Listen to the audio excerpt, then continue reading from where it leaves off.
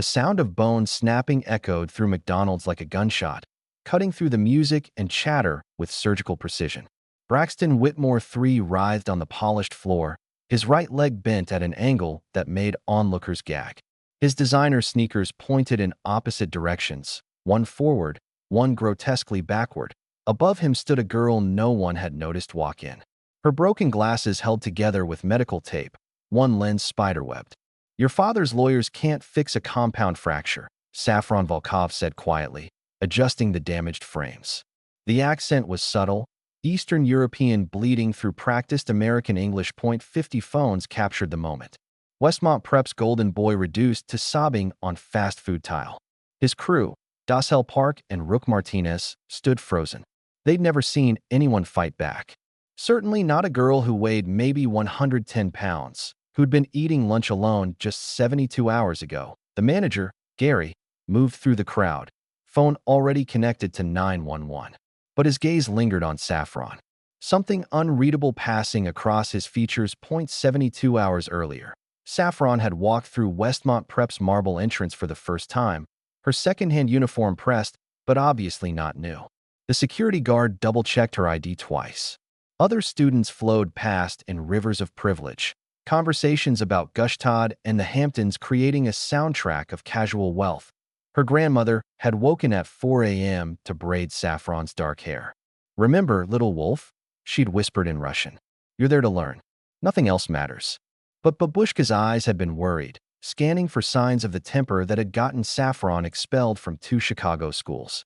The temper that wasn't really temper at all, but something trained and refined and dangerous. The library made Saffron's entire previous school look like a closet.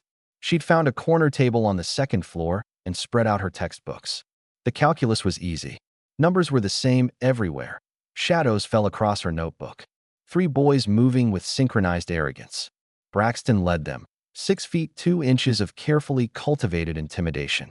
His cologne preceded him, French and aggressive. Well, Braxton's voice carried inherited cruelty. "The charity case found our library. How democratic." Dassel Park laughed on cue.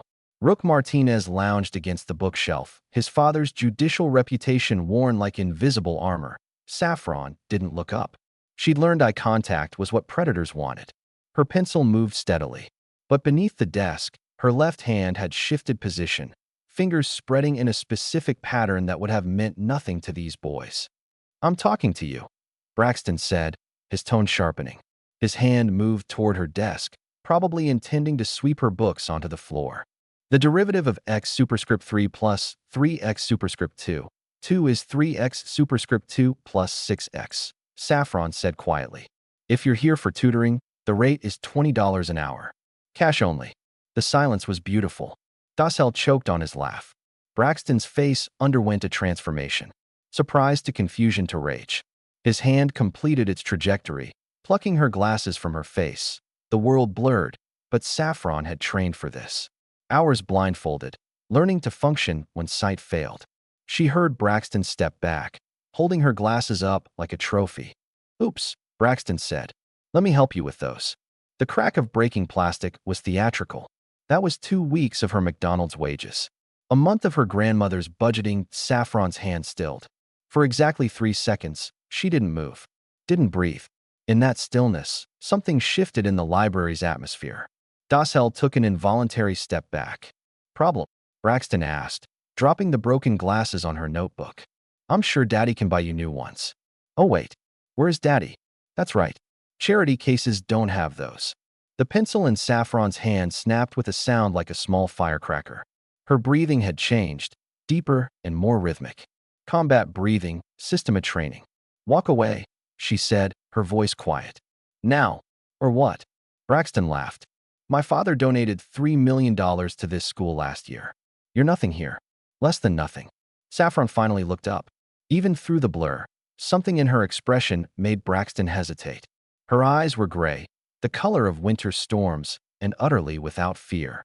"Your father is Braxton Whitmore Jr., she said conversationally. CEO of Whitmore Defense Industries. Net worth approximately $800 million. Government contracts in drone technology. Currently under Senate investigation for the Prometheus project. Your mother left when you were 12. Moved to Tuscany with her Pilates instructor. You have a half-sister in Switzerland you've never met. The library fell silent. Braxton's face went pale, then red, then purple. No one knew about the sister. How? Das Hell started. Public information, Saffron said, gathering her broken glasses. Amazing what you can find with a laptop. For instance, Das Hell, your father isn't really a venture capitalist. He's a middleman for foreign investments that can't legally enter the country. And Rook, your uncle the judge has been taking bribes for 6 years. She stood, sliding her notebooks into her backpack. Even blind, she moved with odd grace. Gentlemen, she said with a nod that felt like a threat. Enjoy your afternoon. You're dead, Braxton snarled. I will destroy you. You'll be gone from this school by Friday. Saffron paused. Friday? All right, let's see what happens by Friday. The next 2 days were psychological warfare. Her locker filled with rotting fish. Her uniform stolen. But Saffron navigated it all with eerie calm. When fish juice poured onto her shoes Tuesday morning, she photographed the mess, changed into spare shoes, and attended class normally. The janitor, an elderly Polish man named Kowalski, watched with growing interest. Wednesday afternoon, as Saffron cleaned fish remnants, he approached. You know, he said in accented English. I see how you move. Very specific. Very practiced. Saffron glanced at him, noting how he held the mop. Not like a janitor at all. You see a lot of things, Mr. Kowalski. I see girl who counts exits. Girl who sits with back to wall always. Girl who knows 17 ways to kill with pencil. That's very specific, Saffron said. Kowalski smiled. In Warsaw, before I am janitor, I am something else. Grom. Polish Special Forces. I know Systema when I see it. Russian style, but older variant. Chechen variant. Saffron's hand stilled. My grandmother is from Grozny. Ah, Kowalski nodded. And she teach you? My parents taught me. Saffron corrected softly. Before they died. Kowalski absorbed this. Parents who knew Systema well enough to teach the Chechen variant weren't civilians. The boy, Kowalski said, tilting his head. He does not know what he has awakened. He'll learn, Saffron replied. Friday he'll learn. Thursday afternoon, Braxton discovered Saffron worked evenings at McDonald's on Riverside. The information came from Das Hell, who'd followed her after school. Though he looked increasingly uncomfortable, he'd started recording everything, not to mock, but to document. He remembered his sister Adelaide, who transferred schools after an incident with Braxton that lawyers had made disappear. McDonald's, Braxton laughed. How perfect. We have to visit. Thursday, 8 p.m. at McDonald's was never busy. Saffron was working the register, movements efficient despite the broken glasses. Gary had offered to let her leave early, but she declined. During her break, Gary had noticed her do odd stretches and movements that looked like a dance, but were clearly more purposeful. He'd seen similar routines before, in places he didn't talk about. The bell chimed at 8:23 p.m. Braxton entered with his full entourage. Not just Das Hell and Rook, but 6 other boys from lacrosse team. They spread out to block exits without seeming to. Welcome to McDonald's, Saffron said, professionally neutral. May I take your order? Braxton sauntered to the counter. His crew spread out behind him. 2 pulled out phones, recording. Actually, Braxton said, leaning across the counter. I'd like to order something special. Do you serve dignity here? Self-respect? Or did you sell those for minimum wage? Gary started forward, but Saffron raised one hand slightly. He'd seen that signal before in Kandahar. Wait. Watch. Be ready. I can offer you a McChicken combo, Saffron replied. Though I'm not sure you can afford it. Your father's assets were frozen this morning. SEC filing at 9:47 a.m. The Prometheus investigation expanded to include money laundering. The color drained from Braxton's face. That's impossible. Check your phone, Saffron suggested. Though your trust fund won't be affected until criminal charges are filed. That's scheduled for Monday. Braxton's rage crystallized. He grabbed a cup, filled it with Coke, and walked back. Here's your tip, he said, throwing it at her face. The Coke exploded across Saffron's uniform. The shock made her gasp, but she didn't step back. She stood perfectly still as Braxton grabbed her already damaged glasses. These things are pathetic, he announced, holding them up. Just like you. With theatrical deliberation, he snapped them completely in half, threw the pieces on the floor, and ground them under his heel. My grandfather survived the Chechen Wars, Saffron said quietly, coke dripping from her chin. Those glasses were his. He wore them when he escaped Grozny during the siege. When he carried my grandmother through 40 miles of winter forest with shrapnel in his leg. They were the only thing I had left of him. Something in her tone made Dossel step forward. Braxton, maybe we should— Shut up, Braxton snarled. He vaulted over the counter, landing beside Saffron. Let me show you what happens to people who don't know their place. His hand shot out, grabbing her collar. Gary moved, but Saffron was faster. Her palm struck Braxton's wrist at exactly the right angle. His grip released involuntarily, and she pivoted, using his momentum to guide him face first into the friar hood with a metallic clang. Braxton bounced back, nose bleeding. You crazy? He swung at her.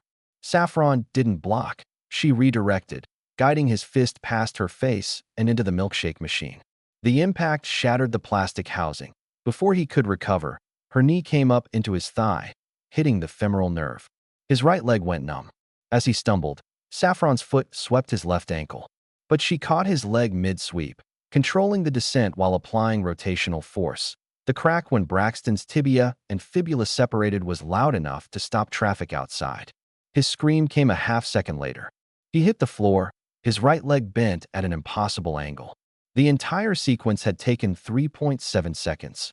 Rook vaulted the counter, but Gary intercepted him with a forearm strike that suggested his credentials didn't tell his whole story. Nobody move, Gary commanded. Police and ambulance are already en route. Dossel had his phone out, uploading the video directly to 3 platforms. 2 million views in the first 10 minutes. Braxton was still screaming, hands hovering over his destroyed leg. His crew stood frozen, their worldview shattered. You know what's funny? Saffron said, kneeling beside Braxton. She'd found replacement glasses in her backpack. You were right about me being nobody. Saffron Volkov doesn't really exist. She's a cover identity created 14 months ago when my handler decided it was time to surface. Through his pain, Braxton's eyes widened. What? Your father's company sold classified drone technology to Chechen militants in 2019. That technology was used in an attack on a refugee convoy. 43 people died, including 2 American intelligence officers. She pulled out her McDonald's name tag, flipping it to reveal a federal badge. My parents. The sirens were getting closer. I was 13 when they died. Old enough to understand, young enough to be molded into something useful. The FSB found me first. They thought an orphan girl with American citizenship would make a perfect asset. They were right, just not in the way they expected. Dossel was still recording, realizing he was documenting something beyond high school drama. You're a spy, he whispered. Was, Saffron corrected. The CIA extracted me 2 years ago, turned me, trained me properly. Your friend's father has been under investigation for 18 months. But white-collar crime is hard to prove. So they decided to try something different. Send in someone who could provoke him into revealing himself. You used me, Braxton gasped. Your father used you first, Saffron replied. Every bribe he paid, every victim he silenced, it all created a pattern. You were raised to be exactly what you became. The perfect tool to expose his methods. The paramedics burst through the door. One took a look at the injury and called for immediate transport. Compound fracture. Possible nerve damage. We need an orthopedic surgeon. As they loaded Braxton, Saffron walked to where Dossel was filming. You're recording all of this? He nodded, unable to speak. Good. Make sure Adelaide sees it. Tell her Braxton won't hurt anyone else. Dashiell's phone nearly slipped. How do you know about my sister? I know about all of them. Every victim, every cover-up.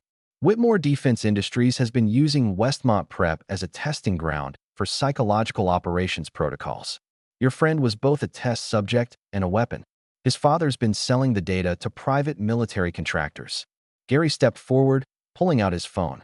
Control, this is Kingfisher. Package is secured. Request immediate extraction. Extraction? Rook found his voice. What is this? This is what happens when very bad people think they're too rich to face consequences, Gary replied. Saffron just gave us enough video evidence to take down Whitmore and 6 other defense contractors. Through the window, black SUVs pulled into the parking lot. Federal vehicles with subtle 3-letter agency markings. Saffron pulled off her McDonald's shirt, revealing a compression top. She moved to the back office, returning with a gym bag that hadn't been there during regular shifts. Wait, Dassel called. Is any of it real? Your grandmother, the scholarship? Saffron paused. My grandmother is real. She does work 3 jobs, though not to pay rent. She works because she can't stand being idle. Surviving Grozny does that. The scholarship is real too. I am learning at Westmont. Just not what they thought. And the glasses? Dassel asked. Were they really your grandfather's? For the first time, genuine emotion flickered across her face. No.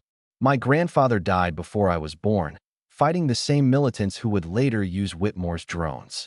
The glasses were just glasses, but Braxton needed to believe he was destroying something precious. People reveal their true nature when they think they're causing real pain. Federal agents entered, movements professional. One, a woman with silver hair and winter eyes, nodded to Saffron. Time to go? Moscow Station wants a full debrief. Moscow Station, Rook whispered. But you said CIA. I said I was extracted and turned. I never said which direction. Sometimes American and Russian interests align, especially against arms dealers who sell to terrorists. As she walked toward the SUVs, her phone buzzed. Her expression shifted. Ma'am, she called to the silver-haired woman. We have a problem. Whitmore Sr. just landed at the private airfield. He's not running. He's coming here. The woman's hand went to her concealed weapon. How many? Thermal imaging shows 12 signatures. Professional formation. He's brought military contractors. Saffron looked back at the teenagers. Get them out now. But the lights cut out, plunging everything into darkness. Emergency lighting kicked in, bathing everything in hellish red. Through the windows, they could see figures in tactical gear taking positions. Gary, Saffron said quietly. Protocol 7. The manager moved to the freezer.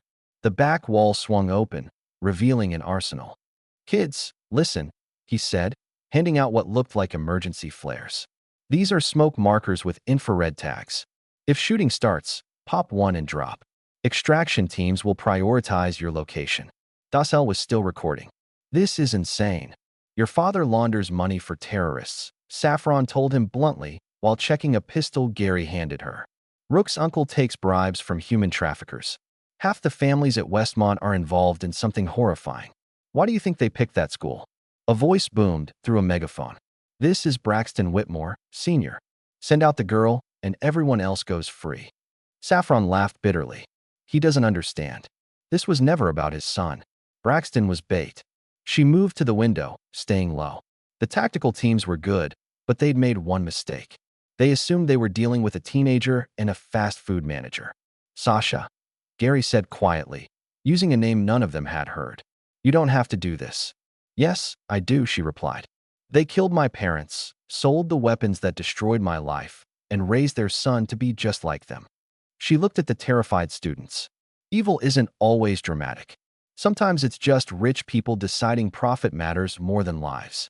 The silver-haired agent spoke into her radio. All units, situation. Whitmore has gone rogue. Request immediate backup and air support. 5 minutes out, came the reply. We don't have 5 minutes, Gary observed. Saffron made a decision. She pulled out her phone, typing rapidly. Dassel, is your live stream still running? Yeah. 40,000 viewers and climbing. Good. She held her phone to the camera. This is Agent Sasha Volkov. Authorization code Whiskey 779. I'm transmitting classified files regarding Operation Clearwater. Whitmore Defense Industries, Coda Shipping, Brennan Financial, Stormwind Security.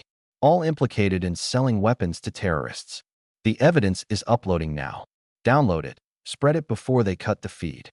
Her phone screen showed a progress bar. 60%, 70%, 80%. The front window exploded as a flashbang sailed through. Saffron moved before it detonated, grabbing Dassel and Rook, pulling them behind the counter as the world went white. Through the ringing, she heard boots on broken glass. But also helicopters. Not law enforcement, military aircraft. Gary heard it too. Those aren't ours. The upload finished. 100%. 50 million viewers now had access to everything. Everybody down. Saffron yelled as the first helicopter opened fire. Not at them, at the tactical teams outside. Whitmore's contractors scattered. Through the chaos, a new voice cut through. Young, female, speaking accented English through the restaurant speakers. Sister, it's time to come home. Saffron froze. That voice. Anna, she whispered. Hello, Sasha. Did you really think you were the only one who survived? Father would be so disappointed. You chose the Americans over your own blood. Gary grabbed Saffron's shoulder. Your sister is dead. This is a trick.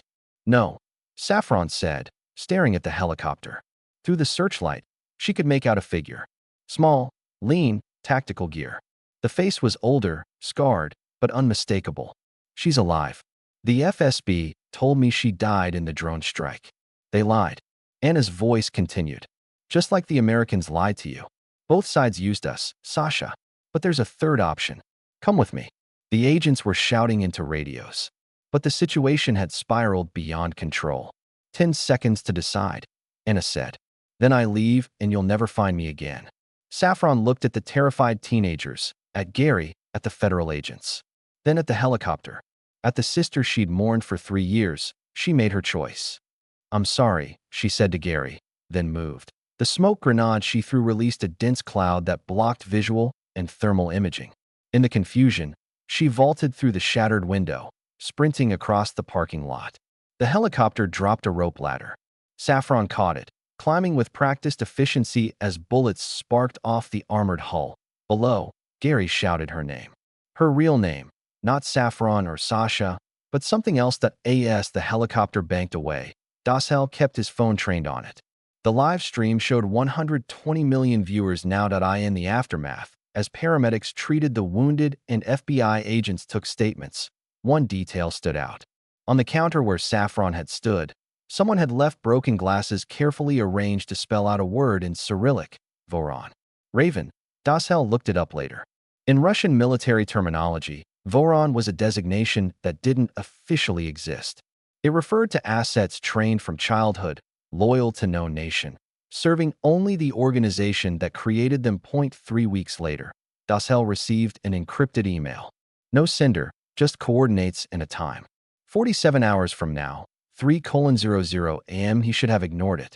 Instead, he found himself at the specified location, the Westmont Prep Library, 2nd floor, the exact table where Braxton had first confronted Saffron. A laptop sat open showing a video feed.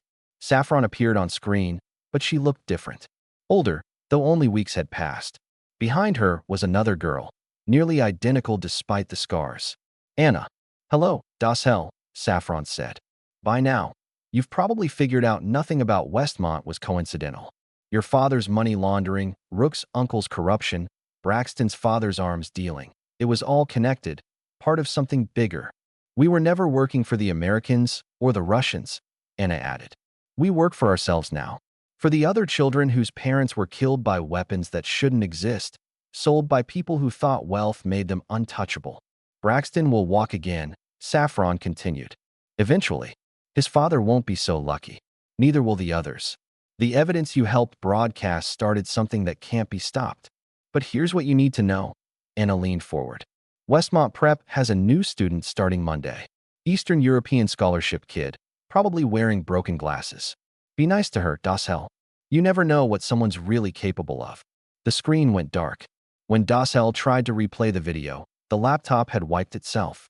But on the keyboard, someone had left a fragment of glass from Saffron's broken glasses. He picked it up, held it to the light. Through the cracked lens, he could see something etched. Coordinates. New coordinates. Another time. Behind him, footsteps echoed. Dashiell turned to find a girl he'd never seen before. Tall, dark-haired, Eastern European face, cheap glasses held together with tape. She sat at a nearby table, pulling out second-hand textbooks. Excuse me, she said with a slight accent. Do you know if the library stays open late? Dashiell looked at her, then at the glass fragment in his hand, then back at her. The cycle was beginning again. Or maybe it had never ended. Yeah, he said finally. It stays open as late as you need. The girl smiled, and something in that expression made Dashiell's blood run cold. It was Saffron's smile. Exactly Saffron's smile. Despite this being a completely different person. Or was it? As he left the library, Dashiell noticed something he'd missed before. Every table had someone sitting at it. All new faces, all with the same careful positioning. Backs to walls, exits in sight. All wearing glasses. All watching him. His phone buzzed. Another encrypted message. Just 2 words. Welcome, Raven. He understood then. Saffron hadn't been the only one. She'd been the first, or perhaps the prototype. And now they were everywhere, scattered across prep schools and private academies. Each one a broken pair of glasses waiting to reveal something sharp beneath. Hell kept walking, the fragment of glass cutting into his palm. Behind him, he heard the new girl's pencil scratching against paper. It sounded like math homework. It sounded like something being calculated. It sounded like a countdown. The story that began with Braxton breaking a pair of glasses hadn't ended with his legs snapping in a McDonald's. It had only revealed itself to be part of something vast and patient and terrible in its precision.